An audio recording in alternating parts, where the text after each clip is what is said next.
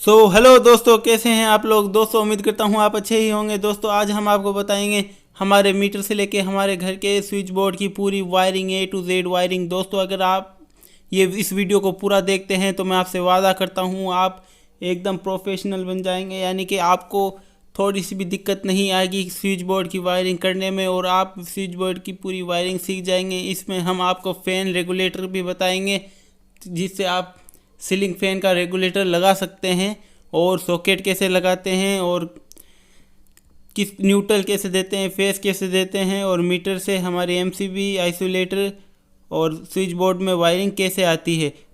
तो वीडियो को ज़रा सा भी इसकी मत कीजिएगा। तो चलिए शुरू करते हैं। तो चलिए दोस्तों, सबसे पहले हम हमारे मीटर का न्यूट्रल और फेस दो वायर लेकर आते हैं। तो दोस्तों हमारे मीटर में न्यूट्रल और फेस दोनों वायर आ चुके हैं। अब हम सबसे पहले न्यूट्रल की वायरिंग करेंगे। दोस्तों सबसे पहले हम न्यूट्रल को देंगे आइसोलेटर में।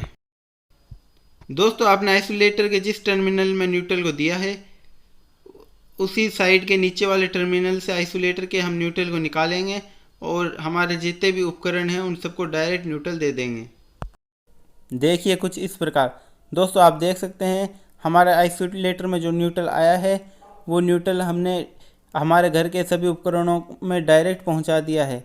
जी हाँ दोस्तों, हमारे जितने भी उपकरण हैं उनमें सब में डायरेक्ट न्यूट्रल पहुंच चुका है, और साथ ही हमारा जो घर का स्विच बोर्ड है उसमें भी हमारा न्यूट्रल आ चुका है। दोस्तों आप हमेशा ये ध्यान रखिएगा कि हमारे स्विच बोर्ड में सिर्फ सॉकेट में ही न्यूट्रल होता है, बाकी पूरे स्विच बोर्ड में फेस ही होता है, न्यूट्रल नहीं होता।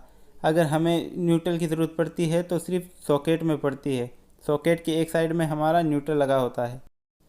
तो हमारे न्यूट्रल के वायर का काम पूरा हो गया है। अब हम इन सब को फेस देंगे ताकि हमारा इलेक्ट्रिक सर्किट पूरा हो सके। तो चलिए अब हम फेस का तार आइसोलेटर के दूसरे कोने में ले जाते हैं। तो हमने आइसोलेटर में फेस वायर ले लिया है। अब इस फेस वायर को हम आइसोलेटर से ले जाके एमसीबी में लगा देंगे कुछ इस प्रकार। इसके बाद हम हमारे एमसीबी से जो फेस वायर लेंगे उसे हमारे स्विच बोर्ड के सभी स्विच में लूप कर देंगे। आपको इस स्विच बोर्ड में जितने भी स्विच दिख रहे हैं इन सब में एमसीबी से जो फेस वायर आएगा उसे लूप कर देंगे। देखिए हमारे स्विच बोर्ड के सभी स्विच में फेस आ गया है। अब इस फेस को हमें उपकरणों तक पहुंचाना है। तो उपकरणों तक पहुंचाने के लिए हमारे स्विच का जो दूसरा टर्मिनल है ऊपर वाला, इसमें हम हर एक उपकरण का एक तार इसमें कनेक्ट कर देंगे कुछ इस प्रकार। अब जैसा कि आप देख सकते हैं हमारे सभी बल्ब में न्यूट्रल और फेस दोनों मिल चुके हैं। अब ये वर्किंग मोड में आ चुके हैं। अब अगर आप स्विच ऑन ऑफ करेंगे तो हमारे ये बल्ब काम करेंगे। अब हमें सॉकेट को वर्क कराना है। तो सॉकेट को वर्क कराने के लिए हमारे एक स्विच के ऊपर वाले टर्मिनल से हम सॉकेट को सप्लाई दे देंगे। तो अब इस सॉकेट को सप्लाई मिल चुकी है। अब ये भी वर्किंग मोड में है। अब हमारा बचा है सीलिंग फ़ैन। तो इस सीलिंग फ़ैन को सप्लाई देने के लिए हम रेगुलेटर से सप्लाई देंगे, और रेगुलेटर को सप्लाई देने के लिए हम एक स्विच का इस्तेमाल करेंगे। तो सबसे पहले आप इनमें से जो 3 स्विच बचे हैं इनमें से कोई सा भी एक स्विच लीजिए और उसे रेगुलेटर को सप्लाई दे दीजिए। जैसा कि आप जानते हैं रेगुलेटर में 2 तार होते हैं, 2 वायर्स निकले हुए होते हैं। तो आप उन दोनों तार में से किसी भी एक तार में स्विच को कनेक्ट कर सकते हैं।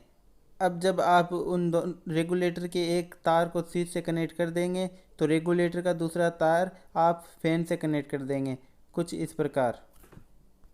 तो इसी के साथ हमारा पूरा इलेक्ट्रिक सर्किट बन गया है। सभी उपकरणों को फेस और न्यूट्रल मिल चुके हैं, और आप ये जान गए होंगे कि मीटर से जब फर्स्ट लाइन आती है तो हमारे आइसोलेटर में आती है, आइसोलेटर से होकर वो एमसीबी में जाती है, और एमसीबी से हमारे स्विच बोर्ड में आती है, और स्विच बोर्ड के सभी स्विच के नीचे वाले टर्मिनल में लूप हो जाती है, और जो हमारा न्यूट्रल आता है वो डायरेक्ट हमारे उपकरण में कनेक्ट हो जाता है। और जो हमारा सॉकेट होता है, सॉकेट के एक टर्मिनल में हमारा न्यूट्रल जाता है, और दूसरे टर्मिनल में स्विच से जो फेस आता है वो कनेक्ट होता है। इससे हमारा इलेक्ट्रिक सर्किट बनता है। तो आपको ये कैसी लगी ये वीडियो, ये हमें ज़रूर बताइएगा कमेंट करके, और वीडियो अच्छी ही लगी तो लाइक ज़रूर कीजिएगा। वीडियो देखने के लिए आपका धन्यवाद। तो मिलते हैं किसी अगली वीडियो में, तब तक के लिए बाय बाय।